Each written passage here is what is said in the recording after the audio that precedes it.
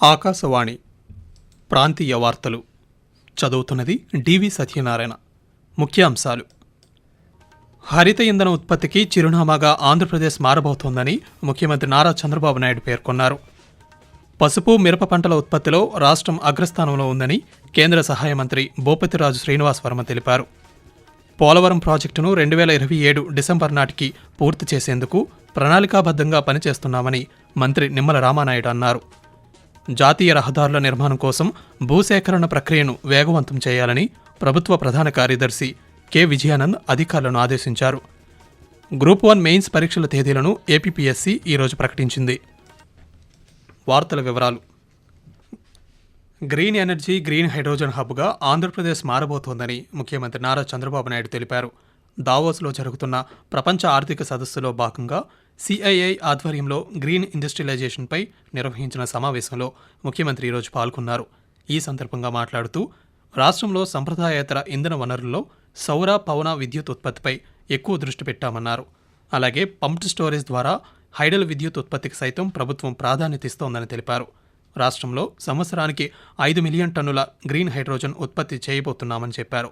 అదేవిధంగా సుమారు $2,000 కోట్ల పెట్టుబడితో ఎన్టీపీసీ, ఏపీ జెన్కో సంయుక్తంగా గ్రీన్ హైడ్రోజన్ ఉత్పత్తి చేయబోతున్నాయని ముఖ్యమంత్రి వెల్లడిస్తూ, State has an ambitious target for renewable energy and aspires to become the global leader in green hydrogen, solar, wind energy and clean fuel exports. We are having a very big plan, $115 billion investment in fuel sector alone. This is 500 megawatts renewable energy, 5 MMT green hydrogen by 2030. రాష్ట్రంలో జాతీయ రహదారుల నిర్మాణం, విస్తరణకు సంబంధించి అవసరమైన భూసేకరణ ప్రక్రియను వేగవంతంగా పూర్తి చేయాలని ప్రభుత్వ ప్రధాన కార్యదర్శి కె విజయానంద్ ఆదేశించారు. అమరావతిలోని రాష్ట్ర సచివాలయం నుండి రెవెన్యూ, అటవీ, జాతీయ రహదారుల సంస్థ, రోడ్డు రవాణా తదితర శాఖల అధికారులతో దృశ్య మాధ్యమం ద్వారా ఆయన ఈరోజు సమావేశం నిర్వహించారు. ఈ సందర్భంగా మాట్లాడుతూ అటవీ శాఖ అనుమతుల మంజూరికి అవసరమైన ప్రక్రియను చేపట్టాలని కోరారు. భూసేకరణకు సంబంధించిన నిబంధనల ప్రకారం రైతులకు నష్టపరిహారాన్ని అందించాలని స్పష్టం చేశారు. అన్ని శాఖలు సమన్వయంతో కలిసి పనిచేయాలని విజయానంద్ కోరారు. ఆంధ్రప్రదేశ్ పసుపు, మిరప పంటల ఉత్పత్తిలో దేశంలోనే మొదటి స్థానంలో ఉందని కేంద్ర భారీ పరిశ్రమల శాఖ సహాయ మంత్రి భూపతిరాజు శ్రీనివాస్ వర్మ తెలిపారు. తూర్పుగోదావరి జిల్లా రాజమహేంద్రవరంలో గత 7.5 దశాబ్దాలుగా ఉన్న కేంద్ర పొగాకు పరిశోధన కేంద్రం పేరును వాణిజ్య వ్యవసాయ జాతీయ పరిశోధన సంస్థ నార్క్గా మార్చారు. నార్క్ లోగోను కేంద్ర సహాయ మంత్రి ఈరోజు ఆవిష్కరించారు. ఈ సందర్భంగా మాట్లాడుతూ ఇప్పటి వరకు పొగాకు పరిశోధనలు మాత్రమే జరిగిన ఈ కేంద్రంలో ఇకపై వాణిజ్య పంటలైన మిరప, పసుపు, అశ్వగంధ పంటల పరిశోధనలు కూడా జరుగుతాయని మంత్రి తెలియజేశారు. ఐటీఆర్సీ యొక్క పరిధిని విస్తరించి పొగాకు ఉత్పత్తులకు తోడు మిర్చి, పసుపు, ఆముదం, అశ్వగంధ ఉత్పత్తులను కూడా జోడించి నిర్కా అనేటువంటి సంస్థగా ప్రారంభం కావడం జరిగింది. ఏదైతే ఈ 5 ఉత్పత్తులకు సంబంధించి పరిశోధనల విషయంలో ఈ సంస్థ రాబోయేటువంటి రోజుల్లో రైతులకి పెద్ద ఎత్తున ప్రయోజనాలను చేకూర్చనుంది అనేటువంటి విషయం ఈ సందర్భంగా తెలియజేస్తూ ఉన్నాము. గ్రూప్ 1 మెయిన్స్ పరీక్షల తేదీలను Andhra Pradesh public service commission APPSC ఈరోజు ప్రకటించింది. మే 3 నుండి 9వ తేదీ వరకు మెయిన్స్ పరీక్షలను నిర్వహిస్తామని ఏపీపీఎస్సీ కార్యదర్శి తెలిపారు. గ్రూప్ 1 మెయిన్స్ పరీక్షను డిస్క్రిప్టివ్ విధానంలో నిర్వహిస్తామని, ప్రశ్నాపత్రాన్ని ట్యాబ్లలో ఇచ్చేందుకు నిర్ణయించామని చెప్పారు. కాగా రాష్ట్రంలోని మొత్తం 81 గ్రూప్ 1 పోస్టుల భర్తీకి గత సంవత్సరం మార్చి 17న ప్రిలిమ్స్ పరీక్ష నిర్వహించారు. మొత్తం 1,48,881 మంది ప్రిలిమ్స్కు దరఖాస్తు చేసుకోగా 4,496 మంది మెయిన్స్కు అర్హత సాధించారు. పారిశ్రామికంగా రాయలసీమ ప్రాంతాన్ని అభివృద్ధి చేయాలని ప్రభుత్వం లక్ష్యంగా పెట్టుకుందని రాష్ట్ర న్యాయశాఖ మంత్రి ఎన్ఎండి ఫరూక్ తెలిపారు. నంద్యాలలో ఈరోజు ఆయన పాత్రికేయులతో మాట్లాడుతూ శ్రీ పొట్టి శ్రీరాములు నెల్లూరు జిల్లా రామాయపట్నం ప్రాంతంలో బీపీసీఎల్ ఏర్పాటు చేయనున్న ప్రాజెక్టులతో పాటు Pinnapuram green park, Orvakallu DRDA ఆధ్వర్యంలో ఏర్పాటు చేసిన ప్రాజెక్టులు రాయలసీమ ప్రాంత ముఖచిత్రాన్ని మార్చనున్నాయని తెలిపారు. అదేవిధంగా నదుల అనుసంధానంతో రాయలసీమ సస్యశ్యామలం అవుతోందన్నారు. ఆకాశవాణి ప్రాంతీయ వార్తలు వింటున్నారు.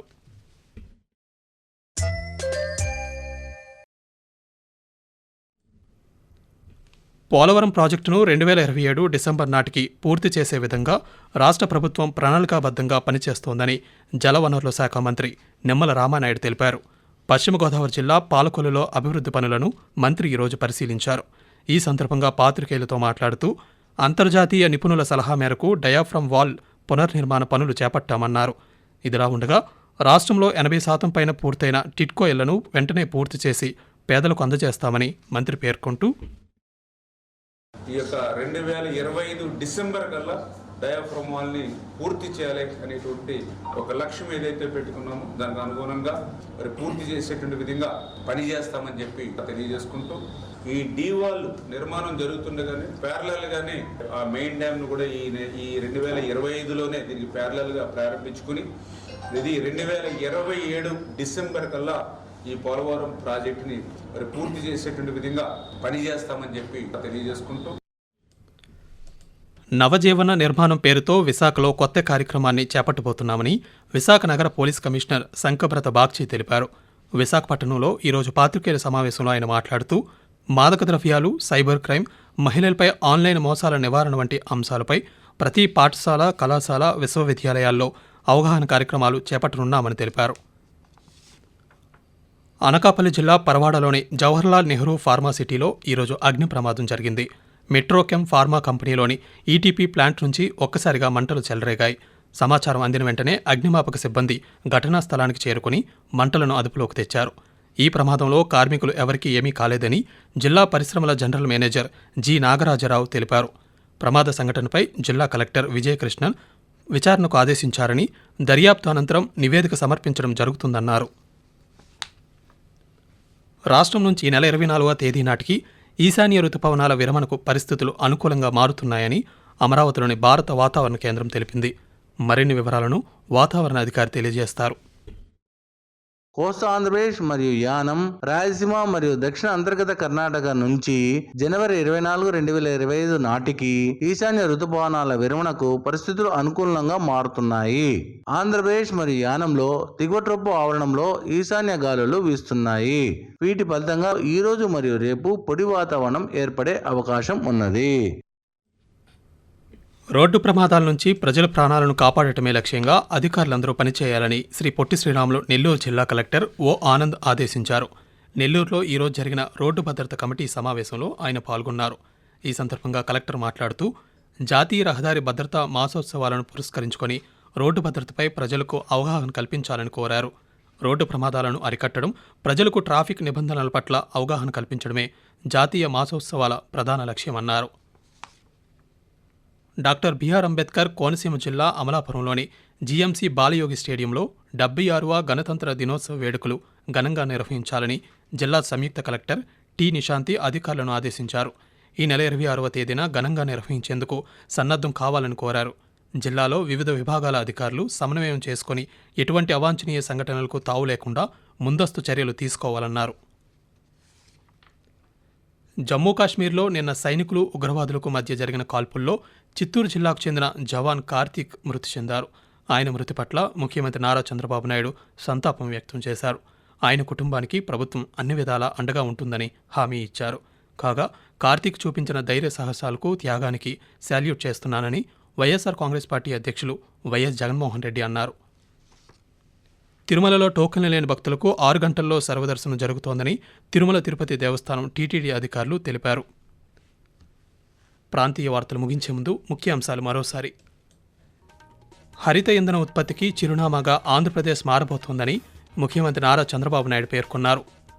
పసుపు, మిరప పంటల ఉత్పత్తిలో రాష్ట్రం అగ్రస్థానంలో ఉందని కేంద్ర సహాయ మంత్రి భూపతిరాజు శ్రీనివాస్ వర్మ తెలిపారు. పోలవరం ప్రాజెక్టును 2027 డిసెంబర్ నాటికి పూర్తి చేసేందుకు ప్రణాళికాబద్ధంగా పనిచేస్తున్నామని మంత్రి నిమ్మల రామానాయుడు అన్నారు.